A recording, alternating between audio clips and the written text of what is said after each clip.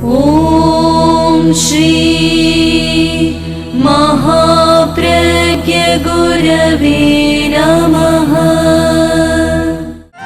जय महाप्रज्ञ का जाप करो, जय महाप्रज्ञ का जाप करो, जय महाप्रज्ञ का जाप करो। भव भव का अघ संताप हरो, भव भव का अघ संताप हरो। जय महाप्रज्ञ का जाप करो, जय महाप्रज्ञ का जाप करो।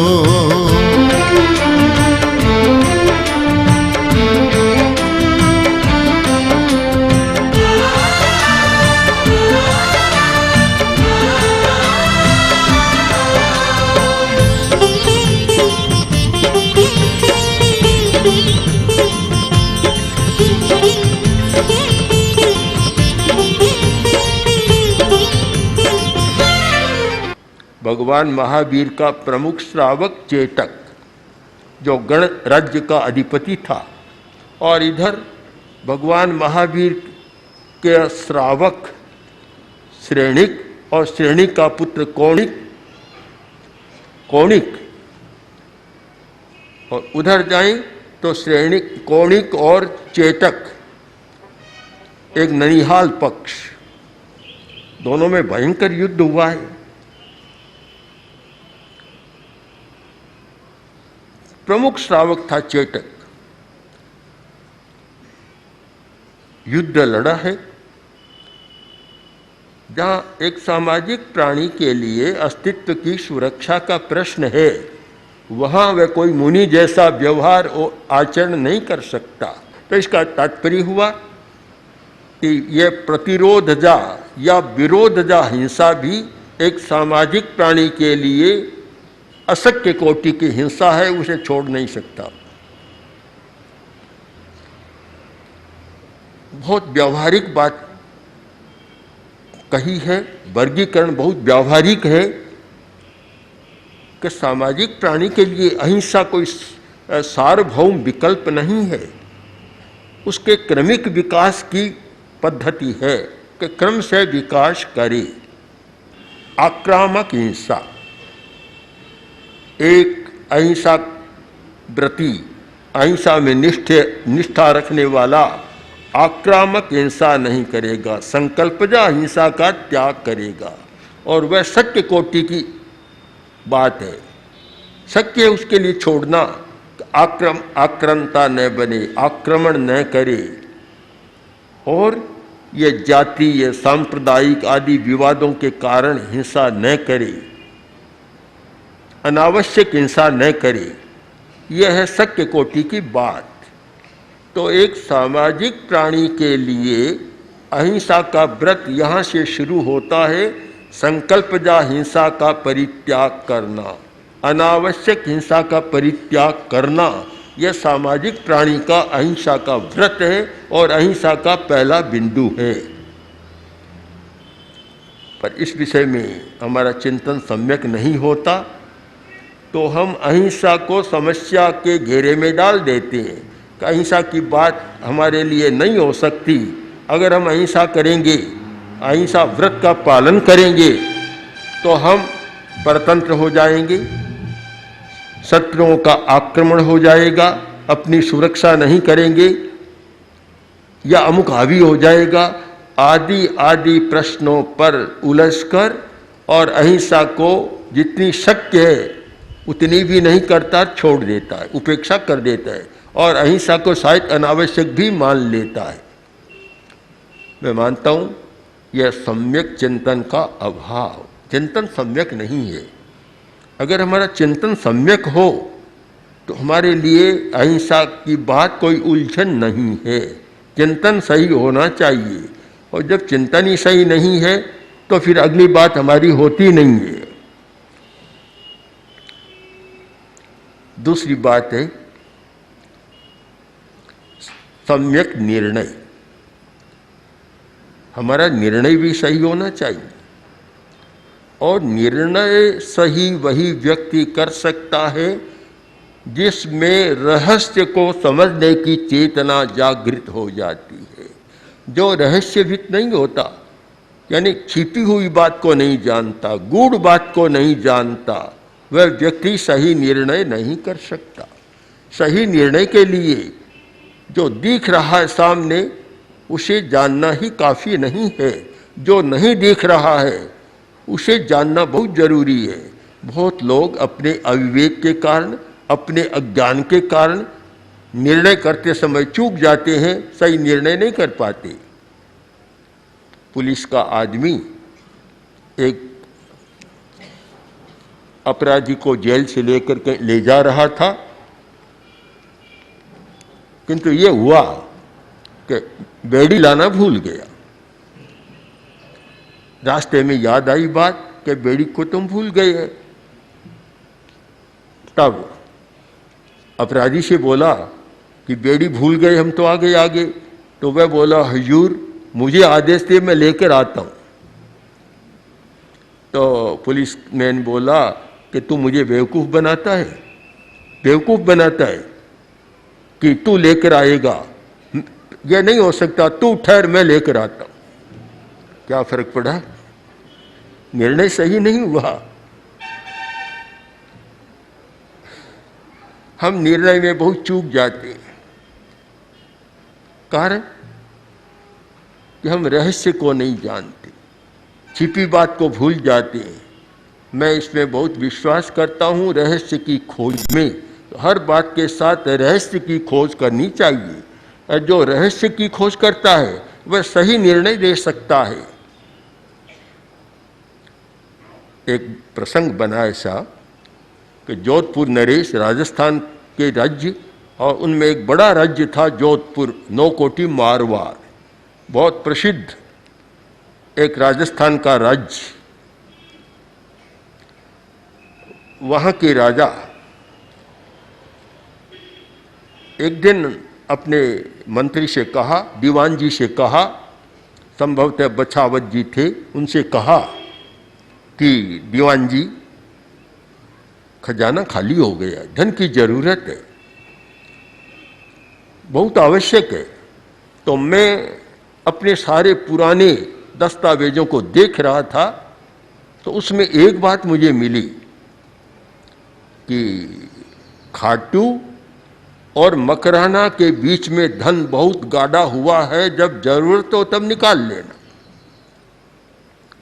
पर क्या करें, खाटू और मकराना के बीच में शायद 40-50 किलोमीटर की दूरी है, अब कहाँ खोदें, इतनी दूरी है, करें क्या, संभव नहीं है।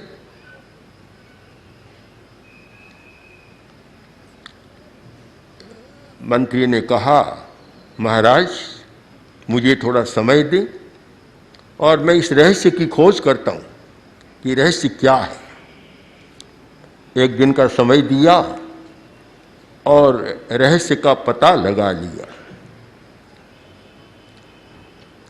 दूसरे दिन बोले, महाराज मैं निर्णय पर पहुंच गया हूं और मुझे रहस्य का पता लग गया और अब खजाना मिल सकता है और खोदा जा सकता है। अरे कैसे करोगे इतनी दूरी पर? क्या जरूरत नहीं है।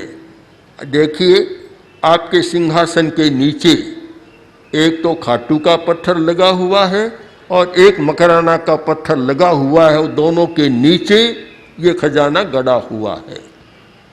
खजाना मिल गया, खोदा गया और नीचे अपार धन मिल गया। ये कैसे हुआ? निर्णय सही हुआ। निर्णय कैसे हुआ कि जो व्यक्ति रहस्यविद होता है, रहस्य की खोज करता है, उसे सही निर्णय करने का अधिकार भी प्राप्त हो जाता है। बहुत बार लोग सही निर्णय नहीं कर पाते, इसीलिए कि केवल जो सामने है उसको देखते हैं, छिपा हुआ उसको नहीं देखते। आवृत और अनावृत, आवृत है उसे देखना जरूरी है, जो अनावृत है वह तो हमारे सामने है, जिस पर कोई पर्दा नहीं वह तो हमारे सामने है। किंतु पर्दे के पीछे क्या है, उसको जो देख सकता है वह सही निर्णय कर सकता है। और एक हमारी ऐसी दृष्टि होती है जो हम सही निर्णय कर सकें। अहिंसा के प्रसंग में भी ऐसा है, सही निर्णय करना। गुजरात का प्रसंग है। जैन मंत्री और सेनापति जैन धर्म का पक्का श्रावक था। युद्ध का प्रसंग आया और ऐसा बना कि राजा तो गया था दूसरे देश को जीतने के लिए और पीछे से शत्रु ने मौका देखा और उस राज्य पर आक्रमण कर दिया। तो महारानी ने सोचा कि मैं लड़ूंगी पर शत्रु को भीतर नहीं आने देंगे। महारानी ने पूरी तैयारी कर ली। तो सेनापति बोला कि महारानी जी आपको जरूरत नहीं, आप शांति से रहें, मैं सारा काम कर दूंगा, आप चिंता नहीं करें। महारानी विश्वस्त हो गई और सेनापति युद्ध भूमि पर गया और पहुंचा। उधर वह सेना पहुंच रही है, कल सुबह युद्ध शुरू होने वाला है।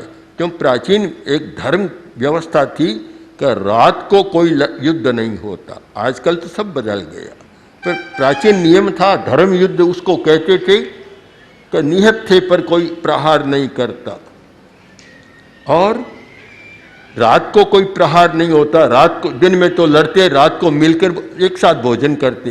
कौरव पांडव के युद्ध में बहुत सारा ऐसा हुआ और युद्धों में भी हुआ है। तो कुछ मर्यादाएं थी।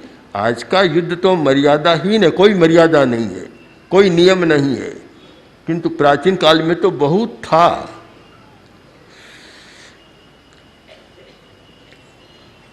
तो आप चिंता नहीं करें। सेनापति पूरी सज्जा के साथ गया, तैयारी कर ली। संयोग की बात कि उसी दिन पाक्षिक दिन था, पूर्णिमा का दिन, और वह श्रावक था। और जैन श्रावक एक नियम रखते थे कि अष्टमी, चतुर्दशी, पूर्णिमा उपवास आदि करना, प्रतिक्रमण करना। प्रतिक्रमण, पाक्षिक प्रतिक्रमण। तो सेनापति ने नीचे कंबल बिछाया और प्रतिक्रमण शुरू किया। और जो सहायक सैनिक थे, बड़े बड़े सैनिक, उन्होंने देखा हमारे सेनापति क्या कर रहे हैं। तो करते करते उसमें एक पाठ आया, एगिन दिया, बेइन दिया, तेइन दिया, चौरिन दिया, पंचिन दिया। मैंने कोई एक इंद्रिय जीव की हत्या की हो तो मिच्छामि दुक्कड़ं। मैंने 2 इंद्रिय वाले छोटे जीवों की हिंसा की हो तो मिच्छामि दुक्कड़ं। ये सारा पाठ बोला, उन्होंने सुना और आंदोलन शुरू हो गया भीतर। पहुंचे महारानी के पास, बोले महारानी जी हमारे सेनापति समर्थ तो है, पर वे तो ऐसी बात कर रहे हैं कि एक इंद्रिय जीवों की मैंने हिंसा की हो तो मिच्छामि दुक्कड़ं। वह भला युद्ध कैसे लड़ेंगे। बहुत संदेह हो रहा है, संदेह है कि कहीं हम पराजित न हो जाए। महारानी के मन में भी कुछ चिंतन हुआ और सेनापति को वापस बुलाया। बुलाकर सारी बात सुनाई। तो सेनापति बोला महारानी आप जानती है मैं जैन श्रावक हूं और मैंने यह संकल्प लिया है, त्याग लिया है कि अनावश्यक किसी की हिंसा नहीं करूंगा। अगर छोटे से छोटा एक इंद्रिय वाला प्राणी है उसकी भी मैं हिंसा नहीं करूंगा, 2 इंद्रिय वाले जीवों की नहीं करूंगा, अनावश्यक हिंसा नहीं करूंगा। और उसी की हम आराधना करते हैं, आलोचना करते हैं और प्रतिक्रमण करते हैं। आपको संदेह क्यों हुआ? कोई संदेह तो तुम्हारे सहायकों को हो गया कि जो इतनी छोटी बात सोचता है वह भला युद्ध कैसे लड़ेगा। तब बोला महारानी जी मेरा एक श्रावक के नाते व्रत है कि अनावश्यक हिंसा छोटे प्राणी की भी नहीं करूंगा और देश की रक्षा के लिए आवश्यक है तो मैं संकल्पबद्ध हूं कि मुझे हिंसा करने में संकोच भी नहीं होगा। विश्वास दिलाया, विश्वास हो गया। दूसरे दिन युद्ध लड़ा और इतनी शक्ति से लड़ा कि विजयी होकर वापस आ गया। आप इसका निष्कर्ष निकालें, एक अनावश्यक हिंसा और एक आवश्यक हिंसा। वर्तमान युग की समस्या करें, आलोचना करें तो पता चलेगा कि कि जितनी अनावश्यक हिंसा आज हो रही है शायद अतीत में कभी नहीं हुई। आज तो अनावश्यक हिंसा सारी, सारा बम विस्फोट बस में, ट्रेन में, वायुयान में, रास्ते में, कहीं भी हो अनावश्यक हिंसा, बिना मतलब लोग मारे जाते हैं जिनका कोई अपराध नहीं, वे मारे जाते हैं। यह तो एक अनावश्यक हिंसा का युग है। अगर एक संकल्प हो कि मैं अनावश्यक हिंसा नहीं करूंगा अथवा निरपराध की हिंसा नहीं करूंगा, तो शायद यह हिंसा का माहौल बदल सकता है, हिंसा का आतंक जो है, भय है, वह बदल सकता है। किंतु यह संकल्प बिल्कुल नहीं है। आज तो हिंसा को एक मान लिया कि भाई हिंसा के सिवाय कोई दूसरा साधन ही नहीं आगे बढ़ने का, हिंसा ही एकमात्र उपाय है। और इसीलिए हिंसा के पक्ष में आज इतने तर्क हैं। शस्त्रों का निर्माण करने वालों का भी तर्क है कि संतुलन बनाने के लिए शस्त्रों का निर्माण जरूरी है। अपना अपना तर्क होता है। हर आदमी अपने पक्ष में सफाई देना जानता है, तर्क रखना जानता है। एक अपराधी को न्यायाधीश के सामने प्रस्तुत किया गया, उसे देखा और न्यायाधीश आक्रोश में बोले कि तू कितना बेवकूफ़ है, मैंने कितनी बार तुझको कह दिया कि मैं अदालत में तुम्हारा मुंह देखना नहीं चाहता हूँ। फिर आ गया, बोला हजूर मैं क्या करूँ, मैंने तो पुलिस वालों को आपकी बात बता दी थी, अब वे पकड़ कर ले आए तो इसका मैं क्या करूँ। सफाई कितनी बढ़िया है कि पुलिस वालों का दोष है कि यहाँ ले आए, स्वयं का कोई दोष नहीं है। आदमी अपने दोष को छिपाकर तर्क के द्वारा ऐसी सफाई प्रस्तुत करना जानता है कि दूसरे के दोष को ढांक देता है, अपने दोष को ढांक देता है। तो सही निर्णय, हम सही निर्णय करें कि अपनी सुरक्षा के नाम पर अहिंसा के सिद्धांत को गौण नहीं किया जा सकता।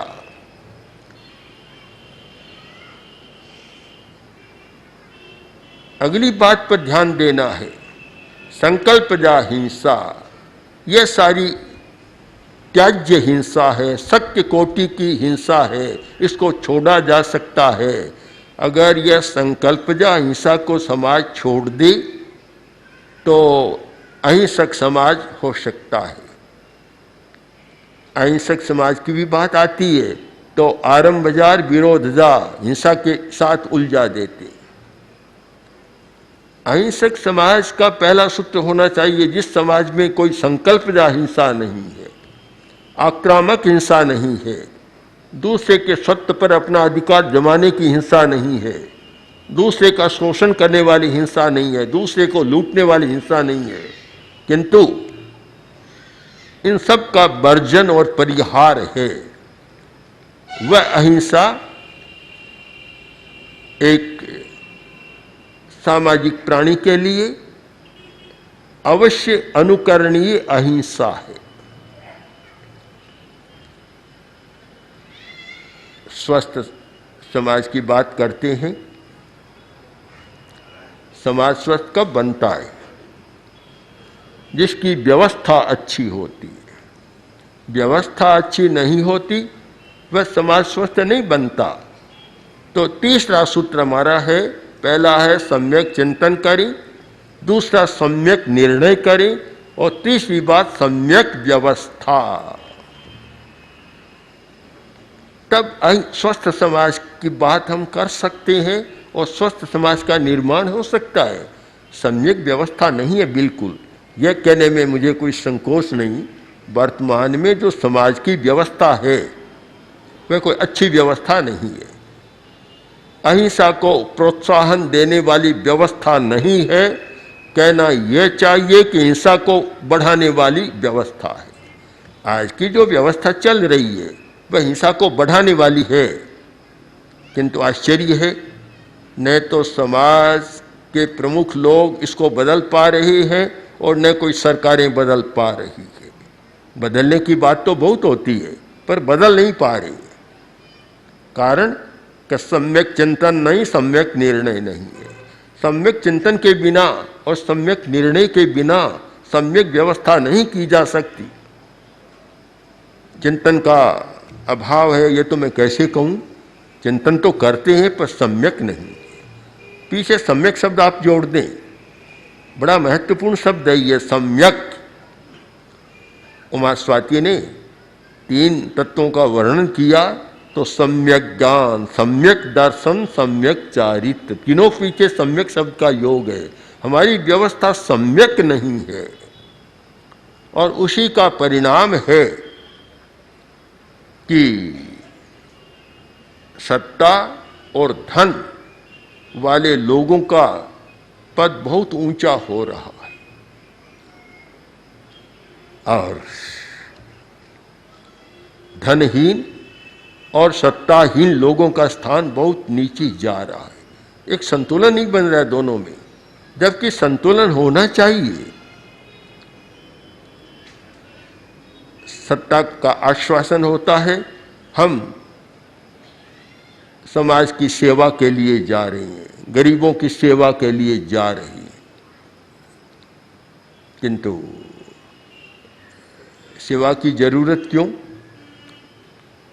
मैं तो सेवा शब्द को भी बहुत महत्व नहीं देता। सेवा शब्द के पीछे भी एक की कमी और एक की विशेषता दोनों है। एक कोई दुर्बल पक्ष है जिसकी सेवा करो, एक सबल पक्ष है जो सेवा करे। यह सेवा शब्द बहुत काम का नहीं शब्द है, समविभाग। समविभाग करें, हम समविभाग करें।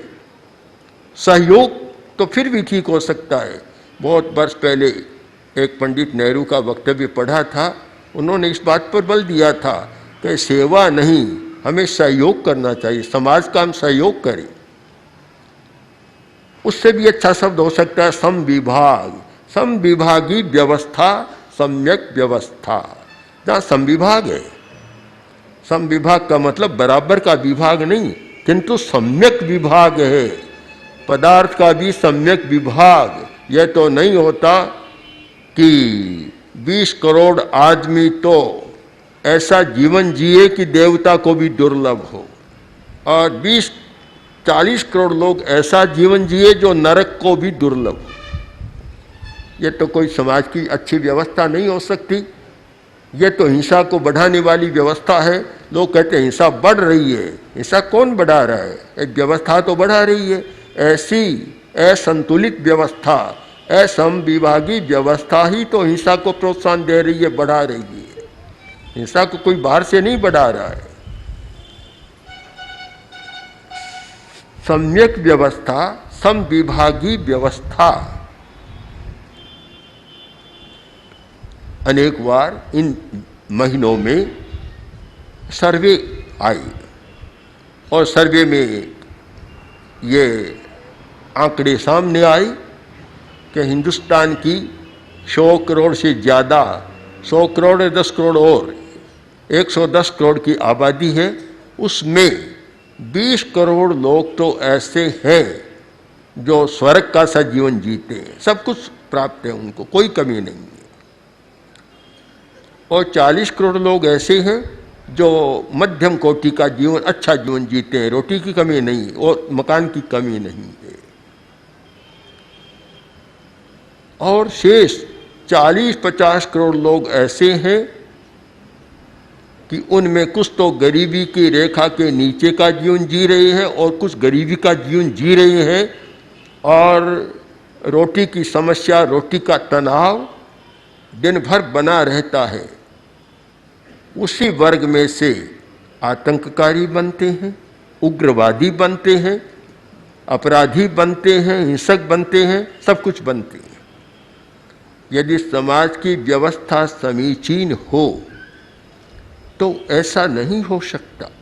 तो इस दिशा में जो अहिंसा के क्षेत्र में काम करने वाले लोग हैं उन्हें भी सोचना चाहिए, और जो बड़े बड़े सरकारी पदों पर बैठे हैं अधिकारी हैं उन्हें भी सोचना चाहिए।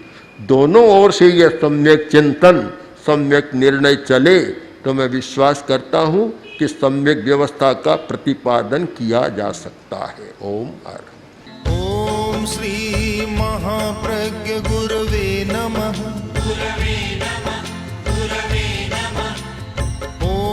श्री महाप्रज्ञ गुरवे नमः।